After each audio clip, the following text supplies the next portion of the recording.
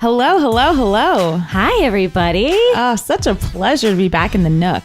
Yes, I'm Danielle Schneider. I'm Casey Wilson. Welcome back to Bitch Sesh. Guys, Real Housewives of Beverly Hills breakdown show, and we've gotten further and further afield from discussing the Real Housewives. Today, Danielle and I were like, what should we talk about, the Oscars? I know, we're like, oh wait, maybe the Real Housewives. I'm like, should I work out some personal issues? I was totally up for that. Yeah, Danielle and I have had quite a weekend. We went to Palm Springs.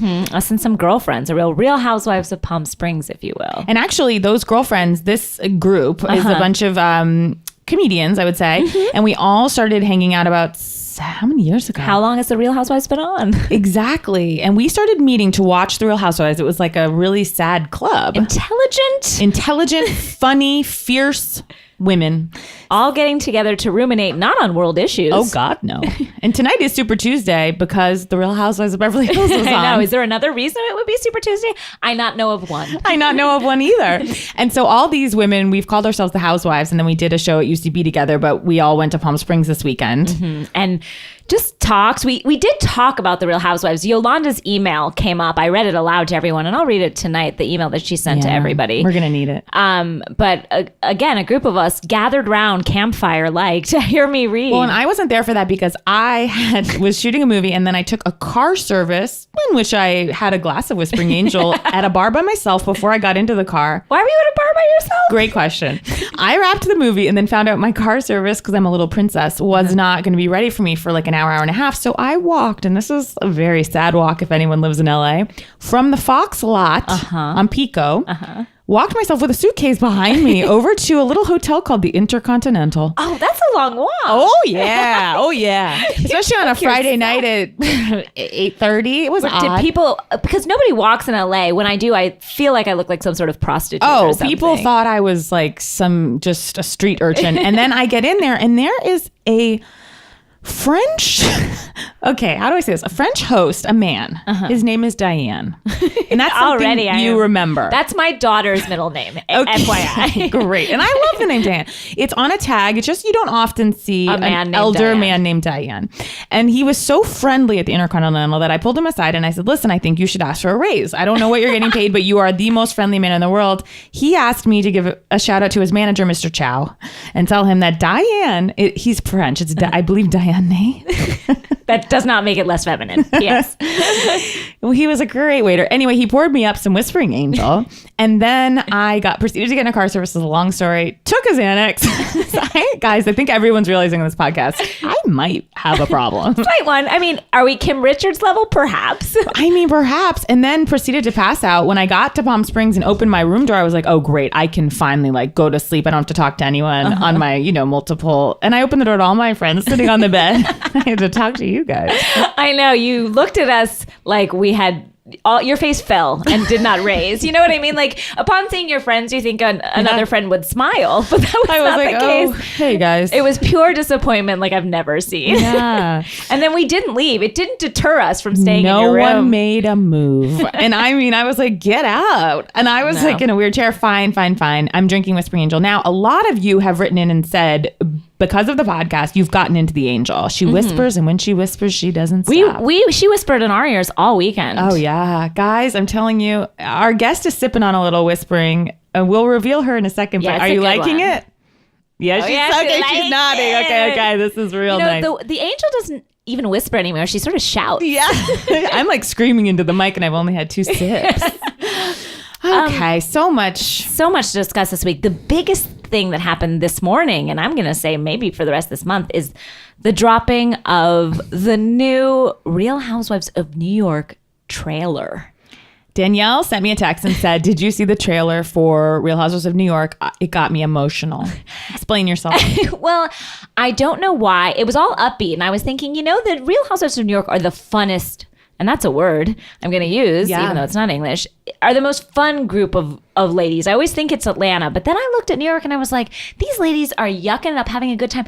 And they're also so smart and sassy and funny. They all had like quips coming left and right, a lot of like t-shirt making sort of like quips. And I was like, these are the funniest ladies. They're sassy. They're New York. And then, it drops in where like the music gets serious. And there was like, and it wasn't about someone's tonsils getting out. No. Spoiler alert, Beverly Hills. It was some real issues. Ramona's husband leaving her. Carol saying she only has 3 more summers left with this guy, this young buck.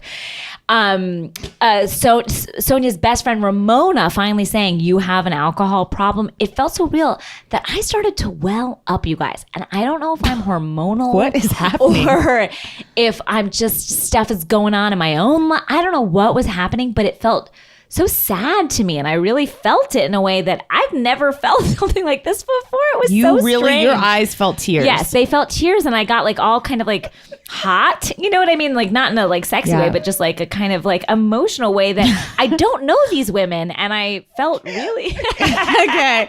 I'll just go ahead and introduce our guest because she's shocked. She is shocked by these feelings that I'm having. We have the lovely actress and comedian Retta on the show. I'm so excited. You know her as Donna from Parks and Rec. Guys, she was just on this last season of Girlfriend's Guide to Divorce. She's amazing and funny. I've known you for years and years and years. I'm so happy to have you sitting at this table drinking Whispering Angel. I am. Please welcome Retta. Everyone. Thanks, you guys. Retta, what are you feeling when Danielle's when telling I say you these things? I can't. It's so hard for me to like, it's so hard for me to believe. I know, and I will say, I actually got a little teary with Kim and as did I. Yeah. But I just feel like they're so full of shit. I don't watch New York. So they're probably real people, but they are, but it bleeds. The lines between where they're full of shit and just like kind of like wannabe, on some level, actresses trying to get their name out and get their brand out, and real life getting in the way of that. The line is so blurry sometimes for me. Danielle, I want to ask you something. Yes. Is everything okay? Casey, I'm going to honestly I feel like answer. you might have had a day. I think you've had a day. And I don't know why you're not letting the angel whisper. Because sometimes if she whispers, I'll start crying. Everything is fine, you guys. Okay. Because we can stop the podcast. Let's continue. If I start crying, I won't let it bring me down. Well, no, it's about Ramona's boob job or Dorinda's The Treatment of John. Yes, that was awesome. Dry cleaner. Ugh, John. That red-faced dry cleaner. I know, just a back full of hair. He is disgusting. And a mouthful of garbles. Like, he's just... a bag full of hair and a mouthful of garbles. Like, like you can barely.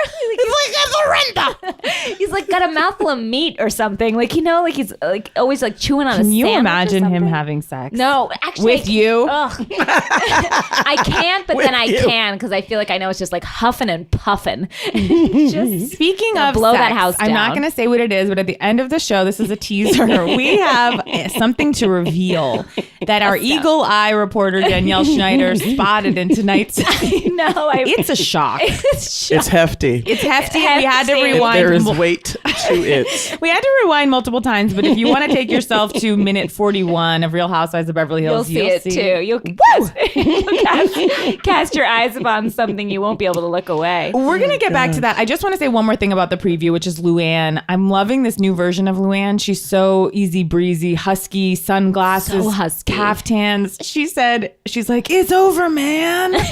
Like, why is she turned into this hippie? She sounds like Harvey Firestein. I know. She told what's her name, Carol. She's like, you're compiling a list and checking it twice to take me down. It's like, what's happening to her? And what was Sonia getting done to her vagina? I was not sure. It seemed to be pain, but it didn't seem like a waxing job. It seemed like they were plucking. I was like, are they harvesting eggs? Is she, what's happened? Like, she doesn't seem young enough for that to be a viable thing. Doesn't seem young enough? I mean, she isn't, but I don't know what they were doing, but I had that same question. And Bethany has a shorter hairstyle, something I'd like to discuss with JDR, June Diane Raphael. I love it personally, as you know how I feel. You don't? I don't. I think it looked fabulous. It looked fun and flirty. I think it looks old. Kissy. And I know that's so hard to hear. And it was really hard to say, actually. It didn't seem sound like it came out really easy off your tongue. It did, but I feel bad because I do love her, but I don't know. I was even thinking, I was like, God, her hair looks good. But I also like Lisa Rinna's hair, so, Okay, great. I'm controversial. Well, people think Hillary Clinton's hair is fun and flirty, so take what you will with that. Do they? I feel like after she got rid of the bob, they're like, oh, look. Fun and flirty. Mm-hmm. Yeah, it is kind of fun for her. For her. I feel like because she's a presidential candidate, I feel like I never want to talk about her hair. You know what I mean? Like, I get nervous about it. I'll talk about it. You will? No. When we turn off these mics, we can talk about it. Yeah, we will really talk about it. Really quick, before we get into the episode, we have tried a product. Yes. By we, I mean Danielle. Danielle tried a product. I spent like $45 on it, and that's a lot of money for me. And I'm shocked it was that much. It was so much money, but I was like, I'm doing this for the show. I'm doing this for us. So I sort of took one for the team. And I also thought, you know what? Please, I'm writing it off. That went right into the text pile. But I gave myself a treat, I thought, and purchased some Heather and Terry Dubrow Consult Beauté. And why can none of these housewives call anything just beauty? It always has to be beauty. Remember, it's like Gretchen Christine Beauté. Like they always have to have a weird Now, when you said you treated yourself, would you say treat yourself? Yes, I would. I treated yourself too. Okay, good. To some Consult Beauté. And it was like sort of like a face, like a plumper. A plumper. We can all use some plumping. And is it a moisturizer? No, it's something I'm good. I'm all good. I could use some plumping in my face. I just kind of felt there's some sagging going along. So I was like, it's a morning and a night, like something you put on under your moisturizer, under your makeup. And can I tell you guys, no pain. But I had the worst breakout of my life. No. And I saw you after, and I can attest to this. Yes. And I hate to say that. I know, you saw me. And you were like, Danielle, I've never seen your face look like this before. You have great skin, and to see you looking so ravaged. It was like I was a teenager again. It was insane. I had them everywhere. And I don't know if it was that or again, my hormones. I'm also crying at pimples. Oh, now this is what they sold on QVC. I'm still recovering. I'm still not right. You're still like not all the way back. Beauté. Yeah. It's true. Now, speaking of Terry Dubrow, and thank you for being our tester. I feel like you're going to call me in like 30 years and I'll be like, how are you, Danielle? And you're like, good, except for, and then like a third leg comes out of your skirt. It's that Consult Beauty leg that's coming out of my vag. Someone texted us, someone named Steve Young Rocks. He said, crazy Real Housewives of OC Intel. Terry Dubrow is the brother of the RIP deceased lead singer of Quiet Riot. And then he wrote Tectonic Shift, bro. That is a lot to process. Yes. And they look similar. In fact, my husband was watching a documentary about Quiet Riot a few months ago, and on walks Mr. Terry Dubrow, and I just screamed, Housewives! My husband was like, what? It's so sad. It's like when watching I don't know if it is like this, but in the OJ thing, like the fact that we were talking about this, I think that they have the Kardashian kids just because they grow up to be famous later. Apparently they're like making a meal out of their screen time. Yes, it's true. I know those two things didn't relate, but think about it. And my husband was also like, why you got to ruin everything with your housewife? Like everything he brings up, I'm always like, housewives. Well, I'm the housewife. Like I find a way. So he's like, can I have one thing that's mine? That's how I am with Hamilton, you guys. Oh, wow, Retta. Well, you're talking to two Broadway babies here. I know. I could talk about Hamilton all day and have not seen any of it, but I listened to the soundtrack and love it. Haven't seen or heard it, and I love it. You could still talk about it. You have no problem talking about it. Oh, I've got a lot of opinions about it. Do you really? Retta, how many times have you seen it? Twice. Wow.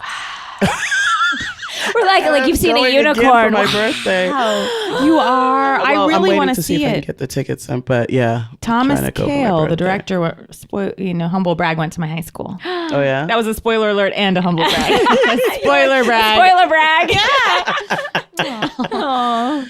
Yeah, it's good. It's great. Wow. We can talk about it on a different podcast. I am just going to say one thing. I was telling Danielle this. I got to work with basically my dream co-star this week, Andrew Rannells, who was in Hamilton briefly. Yes. Replacing my other little doll baby, Jonathan Groff. And I love both of them. Worth the price of admission. Just Jonathan. I've had the pleasure of acting with both of them, and I'm like, I'm good. Like, I'm all set here, world. Like, you take your Meryls, take your Blanchetts. I'm good. See, what if I die before I never get to see or work or meet either of them? Because I have yet to. You will have not lived, and I hope your Terry Dubrow clears up before, because I won't see him. I turned down the opportunity. I can't be seen in this condition. Well, Andrew Rannells was in this movie with me, and I saw him carrying a book, which right off the bat, just amazing. Like, everyone else is on their phones, and and he's got a book. And then I asked him what it was, and it was called Razzle Dazzle. Story of Broadway. I was like, oh, God bless him. And Megan Mullally said to him, "You are gay." It's like amazing. He's the finest person that's ever lived. And moving on. Now, Yolanda's email came up, and we've heard pieces on the show, but Karen, our lovely assistant on the show, has sent it to us, which she procured it. I don't know. Did you get it from Yolanda's website? Okay, so I guess it wasn't that hard, but it felt like a big deal. And she sent it to us, and I'd like to read it out loud in full if we can. I'm available. Do I read it in my Yolanda accent, everybody? I think Please I shall. Do. I do it as a German, even though she's Dutch. Okay, because I can't master that weird accent. Okay. Dear Kyle, September 2015. After marinating on what went down yesterday, I wanted to bring a couple of things to your attention. I am coming out of a 3-year ordeal of living in a mentally paralyzed cocoon due to an infection in my brain called neuroborreliosis, something you might want to research in case you would like to have a better understanding of Lyme disease, the biggest global epidemic in today's world. I'm now Russian. You're all over the place, and I love it. All over the continent. And I love it. I arrived with a great attitude yesterday and proud of myself for making it out of bed and joining you girls. For you to go down so hard on me in order to create... Go down so hard on you. Oh, it's like, again, she's Dutch. In order to create drama or what you think is good TV is beyond my understanding and left me quite confused. Living in a very isolated world, I am not used to being attacked in such an unkind way. It's taken me some time to digest it. As far as I knew, Lisa Rinna and our incident was clearly resolved at Erica's house. Cece is the producer of our show, and as far as I know, he is doing an excellent job. I do believe that the show is a collaboration of all of us, but trying to co-produce with such a desperate measure felt extremely inauthentic, to say the least. See, what I like about this I'm breaking character is that, like, we're actually acknowledging that there's a show and they're trying to produce it. Like, these participants are actually getting in there and producing. Well, and I'm going to talk more, which is why I can't understand why that email exists. Mm-hmm. Because that's the whole point, is to make shit crazy and make everybody uncomfortable and feel weird so that people want to watch it. So you can't get mad when they do exactly why they created the show. Preach. Yes, exactly. But Yolanda can.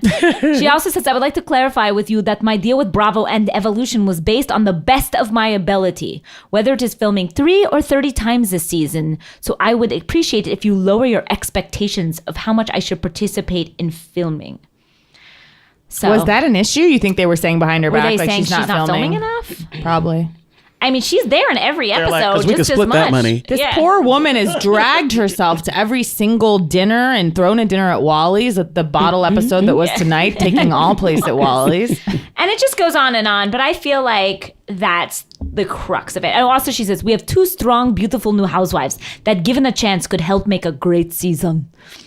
So I love how she acts like they're the Olympic team, like that they've all banded together. It's like exactly what Retta's saying. It's like they should be writing to each other going, great job last week. You told them. You really got me, bitch, but I'm gonna get you next week. Yeah. LOL. Like they should all be in on it. Yeah. Like you say that we're making great TV, so whatever it takes to make this great TV. And you know who should be taken down is Eileen, who every single day, like especially today, she's like, so badly. And Retta, you made the amazing point that Eileen's doing it the way it's done in soap operas, where she'll just say to someone like, now, what was that thing you were mad about last week? She's like, don't you want to talk about that horrible thing? You do a great Eileen, how her voice kind of quivers every time she says anything. Because she's so terrified and desperate. I am not going to say anything bad about Eileen tonight, guys, because a lot of listeners came down on me pretty hard last week when I tried my hardest. And Casey, you can attest, I was trying very hard. Danielle was crying, literally tears coming out of her eyes. She couldn't think of one thing nice to say, and I doubt it would be about her camo colored jumpsuit today. Her camel jumpsuit. Won't say a thing. It was loverly. I feel like you didn't like the bag, or was that you? That was me, Retta. Like that bag. I love a structured bag. I'm all about. I could do a podcast on bags. Every time I've seen you, your bags have been on point. Oh, tonight I commented on her bag. A beautiful gray. Can I ask where that's from? Mr. Tom Ford. Whoa! Yes, that gave me a zing. I know, it's a crossbody beauty. And what did you have at Deanna's wedding? It was a clutch. I know that was Yves Saint Laurent. It was Louis. It was. Wait, was it black or red? Black. Louis. It was a Louis. God bless. Mm-hmm. God bless. Well, I enjoy my little Louis clutches. What Eileen was carrying was a TJ Maxx home. Less than it wasn't even there. It was what they would then donate to. Danielle's keeping very quiet. She got How dare you, Casey? It was from the evening before party. We're in the gift bag. In the gift bag, 1%er. But yes, Retta, it was. I will say one thing about Eileen tonight that I think is a positive. She did call Lisa Rinna out on something tonight. And she called Lisa Rinna out by calling her Lisa Rinna. Yes. Several times. She does. All of them use each other's last names as if it was one big name. And she called her out during that bottle episode at Wally's Fine Restaurant. When Lisa Rinna was saying, I don't believe that Lisa Vanderpump does anything sort of sketchy, duplicitous. How could you say that? What are you talking about? She was like, let's cut the shit. Like, let's, you can be on her side, but cut the shit. Don't pretend you don't know that Lisa Vanderpump. And I was like, hey, Eileen. Like, she started to make sense and her voice wasn't quivery. She kind of like got into her real voice. And I was like, all right, Eileen, maybe there's something there. All right, Danielle, maybe there is something there. And granted, I was really looking for it tonight because I know that people say I'm being a bit of a bully. No, I think you're really coming around. Trying. And I'll say, I think what's going on is that Lisa Rinna realizes, wow, I've alienated Yolanda. I've alienated possibly Erica. I've got to get on Lisa Vanderpump's side. And she just made a bald showing of it tonight. Yeah. Like to where she pretended she wasn't living in the last 2 years. No, she was wearing her hair tighter to the head. It wasn't as wispy as I've seen it. Tucked. She got it cut. Well, maybe it was because she wasn't doing it up as much because of the surgery. Like she was coming straight from the hospital from that scary surgery. From that very, very scary surgery. Yeah, that tonsillectomy. Big scare. Big scare. Retta had some unkind words for Amelia's friend who was... who is 30 if she's a day. No, you said she looked 30. She did. And I said she looked like her publicist.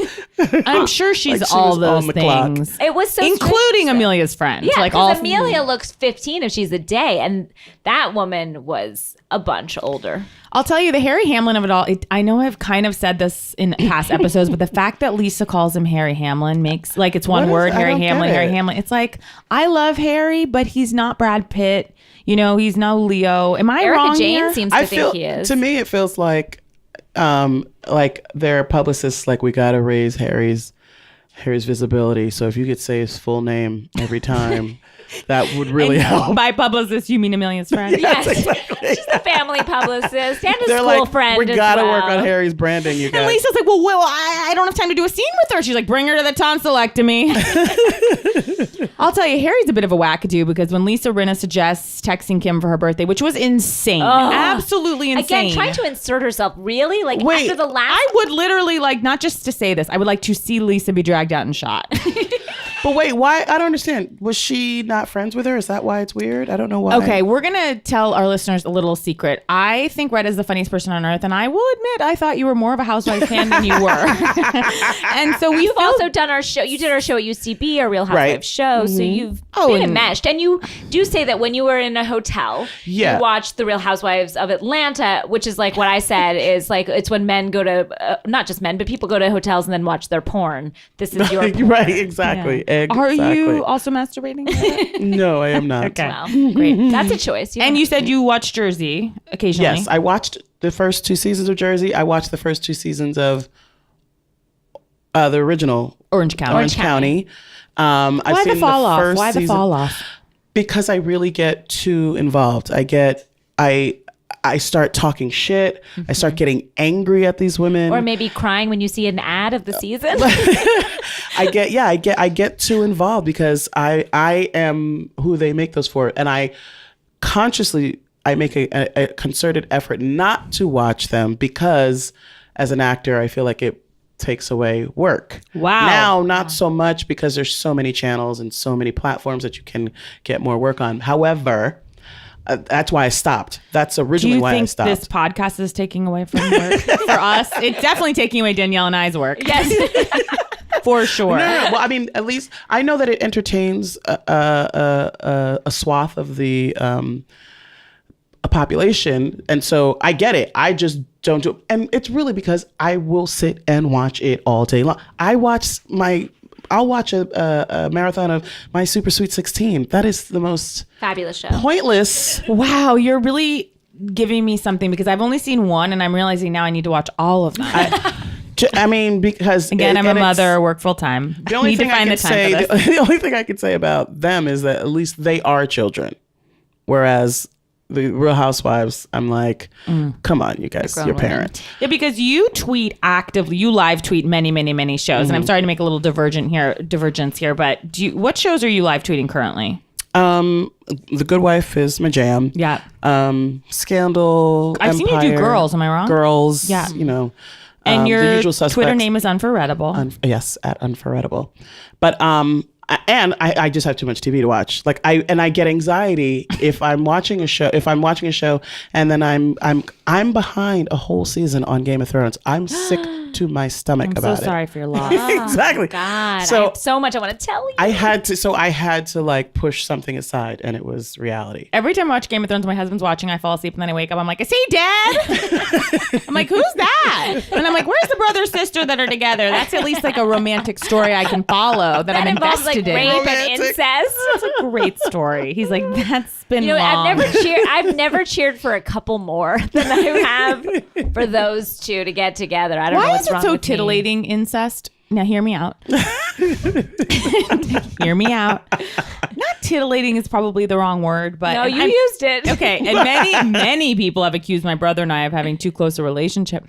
But what I will say is, like, when I was young, is anyone with me here? I mean, I'm listening. Was everyone not obsessed with Flowers in the Attic? I was definitely. Like, there's something, and I don't know. Game of Thrones is the same. Am I? It seems I'm alone. I think it has. They're also gorgeous people. There's something sort of like hot about it. I don't know. Thanks for trying to go there, Danielle. I'm trying, Case. Okay, back to the episode. I mean, so much. David Foster. Let's talk about that guy. When she was in that fluffy robe, sitting on the piano. You felt the distance. You felt the coldness of him. I felt. This was the turn. I do feel like we've seen their relationship. Because Retta, I guess we have to fill you in. You know, they've seemed okay, but we of course know in real time that they're broken up. But I feel like this was the first episode where I was like, something's deeply wrong. And that's why when she entered Wally's, that store, wherever the hell that is, Wally's wine room, she was about to cry, and it didn't feel like it was related to what Lisa was telling her about the kids. She's just vulnerable on a different level. Raw. Yeah. And that there was something going on off screen, and we knew what that thing was. And I'll say, like, well, we were talking about, like, how many times has she had to sit and listen to his little riffs and be like, "Great job, my darling." Yeah. Like, so many times. And then in the limo scene, I thought it was unbelievable. So they're sitting in the limo, and she's, you know, struggling because she said she hasn't thrown a dinner party in 2 years, and she's obviously struggling. And I feel for her, you know, and she's like, "I feel so out of," and she takes 1 second pause, and he's like, touch. No. He fills right in and then he starts humming along. As if to say, like, I can't have a conversation with you anymore. I'm just going to hum. If my husband just started humming. I'm going to say that was probably the editors. Retta, if you want to take the editor's side, you can walk right out. Don't take this away from us, Retta. We have theories. It played out like that. Retta, wait a minute. You're saying that when they pulled into an aerial shot and we heard him like that wasn't real time. It wasn't the editors? Camera pulling out into the sky. I feel like they pulled that for when he was brushing his teeth earlier. Retta, let's not break the fourth wall here. Yeah, can we just believe what we want to believe? Now, I think their relationship is clearly done in, and when Bocelli came out. And sang Big Kathy's favorite song, Ave Maria. I'm sorry, like that's a sign. Everyone who's like 70s favorite song is Ave friggin' Maria. Like, that's not some unusual, strange. She's Catholic. Yeah, exactly. I was like, well, I mean, I thought it was nice. She was trying to invoke her late mother, but I guess, but I was like, not like she felt like it was a sign, and I was like, yeah. Anyway, right. Although, if nothing else, Danielle did bring us a Kim Richards sit down. It prompted her to Kyle never looking better. There's something about the lighting in Kyle's house. I believe she's lighting it herself. She is definitely. Well, she knows. I'm sure whoever, either she's looked at the dailies or someone has been over on those screens. What are they called? Oh, the monitors and has been like, ooh, honey. Now, by dailies, are you talking about the flashback to the reunion where that lighting, they did them so dirty? That lighting, their makeup was... Lisa Rinna looked like an oil slick. That was... insane. When they went to split screen, I will never forget the zing I got. When that happened, I literally rose up in my seat and it was like, yes! I blame Andy. It was so powerful. Oh, this is all Andy's all to blame for that. I praise him. Yeah, that was horror movie lighting. And I feel like they flash back to it not to catch us up, although you did need it, Retta. But we're sort of looking down on Retta as if she's the one with the problem, not us. By the way, Retta's lovely to come to the house. Everyone's sweating. I'm sweating too. I'm going to turn down my AC. I feel like Retta's been so kind to come to the house, and now I'm just like, you don't know the show we watch. I mean, it's horrible. I mean, like, she has like a life, and we are doing. I know. No, I don't, because I just watch Scandal and Cook. Okay. I'll tell you why it's so hot in here. Something not great's been happening. The temperature's quite high. It's 77. That seems hot. Also, I'd like to talk a little bit about Lisa Vanderpump and Erika Jayne going toe to toe. Wow. In that one scene, that was, as you said, very hot. Okay. I do think Erika is the first person that Lisa has ever come up against Lisa. I saw Lisa on her heels. Yes. And I also felt like there was a lot of sexual chemistry between them. Yeah, it was sort of like a fight or fuck moment. Yes. Lisa was like, I heard what you said about me in the web. And then Erika Jayne's like, yeah. And then Erika Jayne's like, and then Lisa's like, you're a strong woman. You're not intimidated. And they were like, their faces were touching. And Erika Jayne, I think it is a bit to do. And I absolutely love her with her Botox and her. She doesn't move a muscle. No. Something I want to practice in my next acting role. I mean, she just drills down onto someone and it's scary. And she's just like, yeah, I said it. What about it? Like, she doesn't. The look on her face, though, guys, when Lisa dropped the bomb that, like, I heard you were talking about, she said, oh, and then cut to her going, fuck, at the interview. What the fuck? It was Catherine thinking. Well, that is, to me, that's that moment is classic. Like, that's what those shows are. Because, I mean, if it doesn't come up with somebody just talking shit about you, it comes up when you watch the episode and then the reunion, you start talking shit. But it's better if somebody says it in the show, because then you get to see that stuff play out. But I love that. I mean, it's exactly, there's always someone in these shows that I'm like, okay, this is a sensible one. And granted, this is the only episode I've seen, so of this season. Yeah. But like the redhead. What's the redhead woman's from Jersey or Caroline Manzo? Caroline, yeah. Yeah. Or she's the Khloe Kardashian for me, where she said, well, why did you ask the question? It's just a question. No, it's not a question. There was intent behind it. Mm-hmm. And I want to know what that intent was, because I personally didn't feel that it came from a place of friendship. Mm-hmm. I mean, she didn't go into those words, but that's what she meant. And Lisa was just like, no, it was just a question. Bitch, it wasn't just a fucking question. It's never just a question. It's a fucking question. And it takes me right back to, well, at least I rather see it there than have to wait till somebody bitches about it later at the reunion. Mm-hmm. You know what I mean? You wanted it to just kind of immediate gratification. Yeah, just let it happen. Let it happen. If you know. Catherine did say to her when Erica Jane confronted Catherine, and Catherine said, and Erica just said, I assumed we were speaking in confidence. Right. And then Catherine said, well, that's on you. I mean, that was hard work, bitch. I mean, that's all her saying. That basically just her saying, I'm a crazy bitch, so that's your bad. You know, like, so true. What took you so long? Catherine's the fucking craziest of them all. Oh, yes. I'm calling it. She's crazy. Like, to say that she's one of those women that's just like, oh, you're unhinged. Yeah. Like, any woman talking in confidence, like right now, the three of us, I hope none of you tell anyone what I'm saying right now. But any two women, it's like, it's unspoken that what we're saying is in confidence. Yeah. That's like, that. It's the classic, like, I'm chatting up some guy at a party, and then you go fuck him, and then you're like, well, you're not dating him, and you're like, really? I put the time in. Really? And also, I will say, but if we pull back even farther, then it's like, again, getting into the reality show of this, where it's like, yeah, but you did say it on camera with lighting and boom mics. Right. Like, she was gonna hear it eventually. So what confidence were you trying to get? The only thing I can say about that is then she gets to see exactly how it's said, as opposed to just hearing someone be like, true. You know, she was talking shit about you.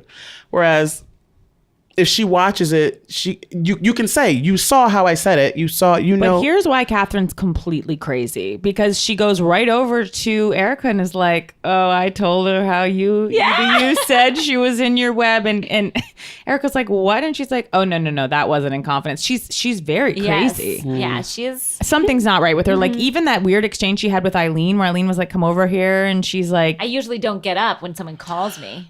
What? Yeah, like, I'm too good. Yeah, she's not my favorite. Yeah, she's unhinged, weird. But I look forward to seeing how that develops. Oh, it's not gonna develop well. There was a funny moment, I feel like, when we were watching, where Kyle did a testimonial right before Bocelli came out, and she's like, when everyone's doing like, who could it be? You know, who could it possibly be? And Kyle's like, David Foster's bringing Elvis back from the dead. The three of you, Karen, Danielle, and Retta, said the following. Shut up, Kyle. Good one, Kyle. Shut the fuck up, Kyle. We had a visceral reaction.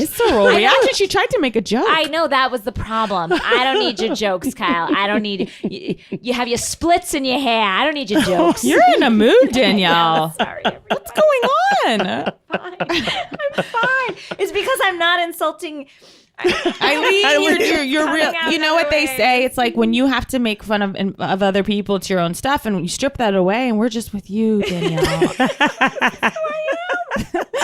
Get used to it, guys. Oh, wow. You're next. Oh, God, I'm so scared. There was a moment I thought was interesting. Well, not interesting. It was insane when Eileen did a testimonial after Bocelli, and she's like, I think Yolanda. She's like, if Yolanda wanted to make up for lost time, she has. And then I'm like, Yolanda, because of her Lyme disease, she owes you a fucking party with a celebrity bitch, not about you. No. Yeah. I mean, take your gold Hervé Leger knockoff and get the hell out of here. Your Eileen impression is so spot on, Casey. Thanks, I'm really loving it. I'm not an impressionist. I'll take that. Well, lately you are so offended by that bag. So offended. Then you made a great point that, Retta, there was an amazing cut at one point during the tonsillitis drama where Lisa Rinna, in quotations. Lisa Rinna just goes about her daughter, I'm worried about her dying. Cut. The editors were just like, and cut. Yeah, it was really uncomfortable. I have a feeling she was like, don't put that in. They're like, sure. And then they did. Now to talk about something else uncomfortable. Here we go. 41 minutes in. I did spy with my little eye. When Mohammed came to give that little horse house to Lisa Vanderpump, I don't know if it was the way he was standing in the sun or how his pants were creasing, but I literally shouted out loud, "Oh my God, look how big his dick is." She shouted, "Mohammed's dick." Guys, it was, and then of course we had to stop on it and freeze frame on it, but again, it was ginormous. It was Am I right? Like we could see it through hefty. the pants. It was John Hamm-esque. Yes, I was just gonna say John Hamm-esque. Like just through a sturdy jean. Like it wasn't through a sturdy pants, and it really, we did go. We freeze frame. We went back like 4 and times. It was really just laying, just gorgeously. So. It almost, you know what it was? It was like it was caught on the seam, and then it fell, to one side. God bless. God bless him, because he's such a character. A lot of blazers on this episode, as you said. Everyone. In the Bocelli scene, you pointed out that Yolanda, David, and Andrea Bocelli were all wearing the same outfit. And you pointed out, Retta, that Bocelli wore it best. Who wore it best? The blind man picked the best look. It was a shock with Mohammed's genitals out. Now you see why he's got this young little tart running around, this young fiance. It's not enough. That Shiva, who again goes to my Pilates studio and is getting better results, as I said. Shiva, though, when Lisa was looking at that little horse house, enough with the horse houses, she's like, love the house. And she was like, it has a window. Goes, look at the window. That was a tough moment for Shiva. She looked gorgeous. She did look gorgeous. She was gorgeous. So everybody, if you can rewind your DVRs to 41 minutes, you'll see what we saw. And He's standing in front of the horse house. Yeah. Hanging like a horse. An alien came and listened to this. He's got a big dick and he's standing in front of a horse house. It's insane. I've always found the friendship between Mohammed and Lisa odd. Me too. And then she said, if I had to pick a side between Yolanda and that's a oh, sorry, you cannot pronounce her name. And remember, speaking of when Yolanda says, "Do not judge a boop by its color." Was it boob or boot or poop? And then I love the scene. Then we have a scene with Catherine and her sisters, and Catherine's like, well, Karen screamed at the top of it, "We don't care about this." And then I couldn't disagree with that. I don't disagree. It's like we're just filling time. But then Catherine sits down with her 2 very nice sisters, and she's like, "Oh, my sisters keep me grounded. I need normalcy." She says, "I need normalcy" to her sisters, basically like, "You undesirable non-famouses. I need to be with you guys. Yeah, you unfortunate. You salt of the earth. You sort of land of regulars. You poor unfortunate souls. You serfs. Yes. It was a moment. We all felt it. It was really you simple plebeians. And then there was Kim. And then there was Kim. Let's genuinely take a moment of silence for Kim. And I hope wherever you are, if you're listening, be it at work, in your car, close your eyes driving. You know Kim would. 1 whole minute. Close your eyes. And we're back. Wow. Kim in her testimonial, or the talking head, looked like a country singer who's been through it, but like been through it so much, like she's like, "I don't care about the hair pieces." You know what I mean? Like, wow, and that's a lot for a country star to not care about the hair exactly. pieces. She was just like, "Fuck the extensions. We're just doing this. We're being real." That's what I felt like in her. But she looked, and the thing is, I thought she looked great in the weird coloring in the limo, but in the lighting only works for Kyle. Yeah, well, and that limo was 2012, so it's been some years. She's lived hard. She's been rode hard since then. Rode very hard. Yeah, you know, Kyle looked great in that scene with the 2 of them.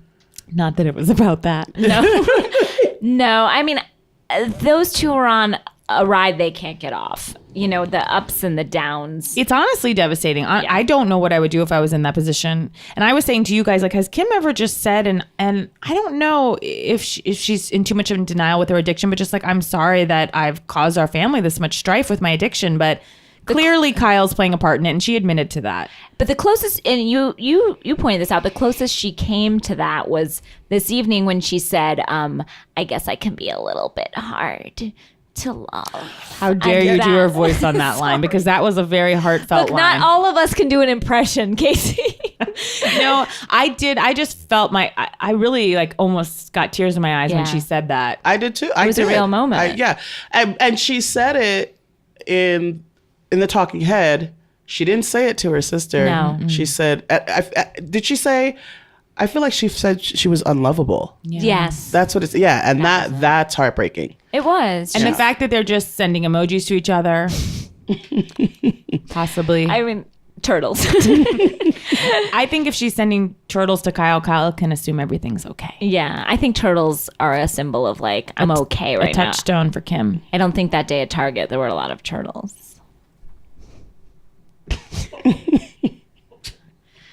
Danielle, you are a little minx tonight. It's coming out in other ways, guys. It is. So I do really feel for Kim and Kyle because it's actually a real relationship. It's something actually going on that's quite, I don't see. But I don't think the show is helpful for them. Like, I want them to get off, both of them, much to our detriment because we love them on the show, but for the health of themselves and their family, get off the show. Or at least both be on or both be off so we can either watch it or not. Yeah, exactly. Sort of half watching it, which is not fair, but get off the show and repair your relationship. Get off. Because if one of you is even on, it's not going to be okay. And I love how Kim's like, I think we should just keep doing what we're doing, basically like talking about things quietly in front of cameras. But I did think if you guys don't talk in front of us, how will we know what happened? Like I did fear them talking And I call for a sit down with Andy. I really feel it's the only way. Between the two of them. them, they've never really done. Well, I'd like Kathy there, but that's okay. Well, Could Kathy mediate? Or I don't think she'll be a good mediator. Yeah, when Kim said, I guess I'm hard to love, honestly, I thought that was devastating. Yeah. And it felt such like an honest, sad moment. And I want to be like, but we love you, Kim. We love you. Your audience everybody loves you. You need to love yourself. Wow. I'm going to turn now to Retta. Retta. Yeah. You had some queries that you sent us, and we touched on them. Oh. Just your kind of reality questions in general. Mm-hmm. You want to open the floor? Yeah, I don't understand. And I feel like I already touched on it. Like, why are you surprised by the drama? That's what the show is created. Is that what I wrote? I don't even remember what I wrote. Yeah, but yeah. And one of the things I didn't understand was like wanting to be the villain, choosing to be that smiling villain, saying whatever you say about people with a smile on your face, because to me, that's a sign of insanity. It's a sign of crazy.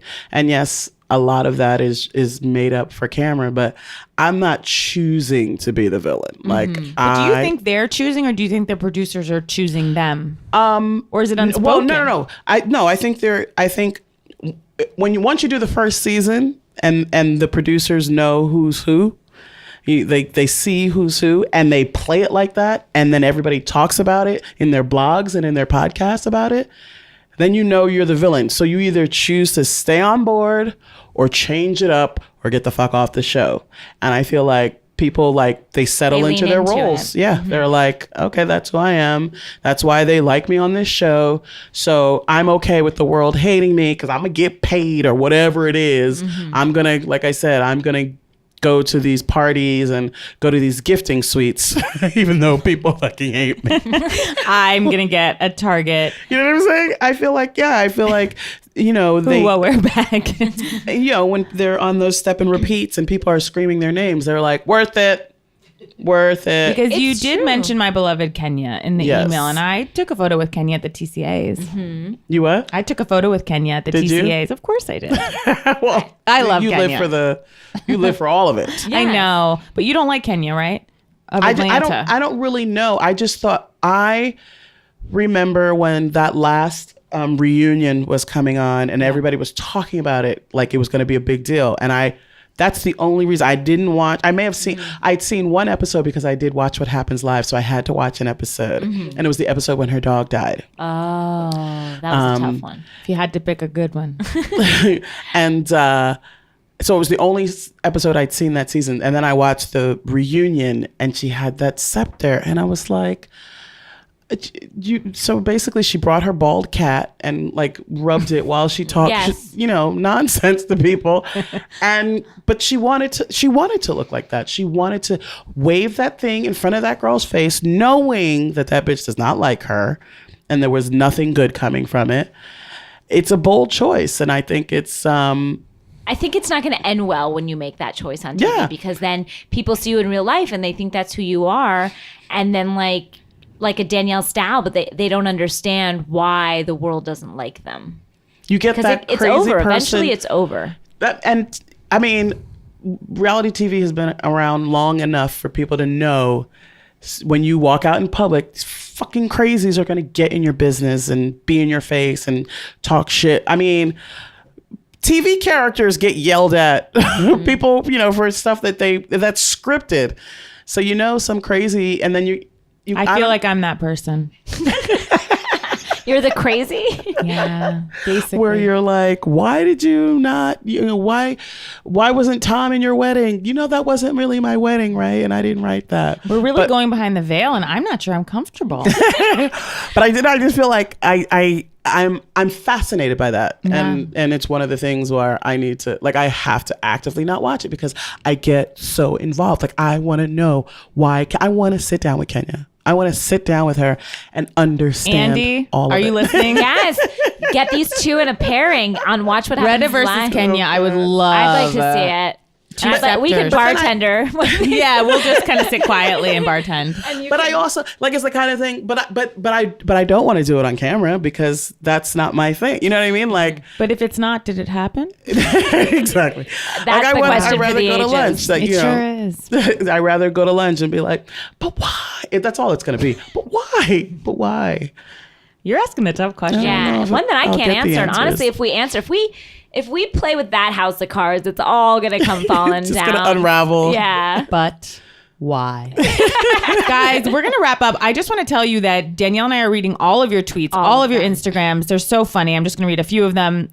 Tonight, Dorinda Medley herself tweeted, sit back and watch these old #bitches, #fight the whole time about the trailer, which I thought was just strange. I know. And I love that she's like my aunt putting #bitches and #fight. I'm like, why the hashtag on that? When an elder uses hashtags, it's always. I know, and I'm an elder as well, but I basically am.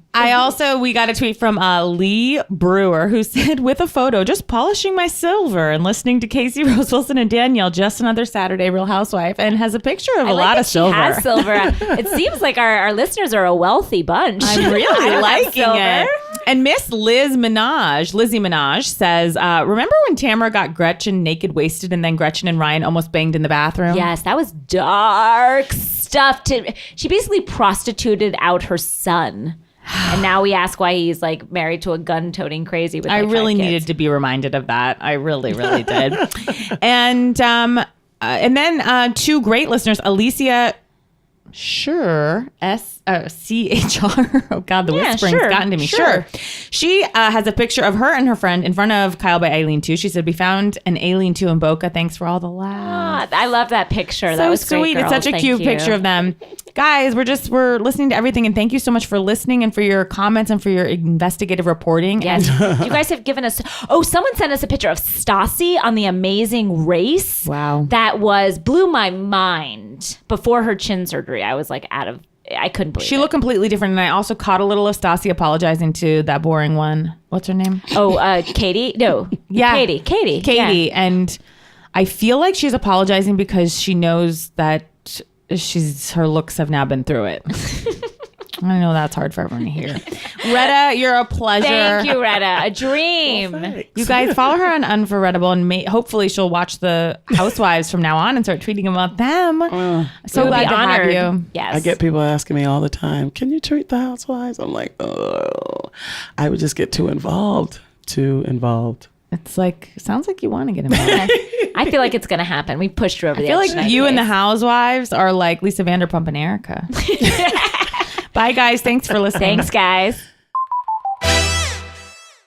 What movies deserve to be in the all-time canon of great films? How about American Beauty? What struck me watching American Beauty is how much it felt like a period piece, even though it's only 16 years old. Forrest Gump. This movie gets painted as a conservative movie, but this movie just hates everybody. Fast Times at Ridgemont High. Amy Heckerling cares about teenagers and understands teenagers. Star Wars. C-3PO is terrible, and he treats his best friend really poorly all the time. But why is he his best friend? They're just two robots. Are my blender and my toaster friends? Join the conversation on The Canon with new episodes every Monday. Listen on Wolf Pop, Howl, or your favorite podcast app.